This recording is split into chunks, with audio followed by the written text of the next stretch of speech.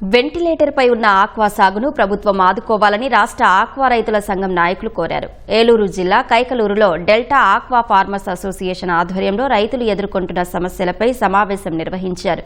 రొయ్య రైతుల సమస్యలను పరిష్కరించేలా క్యాబినెట్ సబ్ కమిటీ ఏర్పాటు చేయాలని రైతులు డిమాండ్ చేశారు.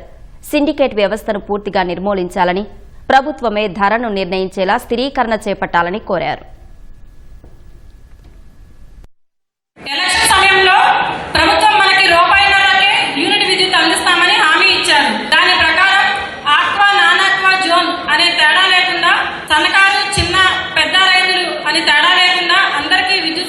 అందించాలని కోరుకుంటున్నాను.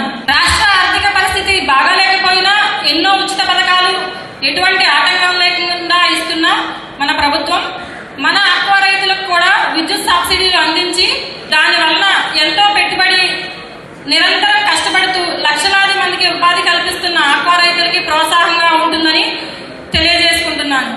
దయ ఉంచి నారా చంద్రబాబు నాయుడు గారు, డిప్యూటీ సీఎం పవన్ కళ్యాణ్ గారు ప్రస్తుతం ఆక్వా పరిశ్రమ వెంటిలేటర్లు ఉంది కాబట్టి మీరు మా కష్టాలను గుర్తించి మా రైతు సోదరులు ఏమనుకుంటున్నారంటే ఉద్యమం చేస్తే స్పందించామని అనుకుంటున్నారు. కానీ మీకు ఇంటెలిజెన్స్ ద్వారా ప్రస్తుత పరిస్థితులు ఇక్కడ జరిగే ప్రతి విషయం కూడా మీ నోటీసులో ఉంటుంది. కానీ రైతుని చిన్నచూపు చూస్తున్నారని చెప్పేసి కూడా మేము అనుకుంటున్నాం.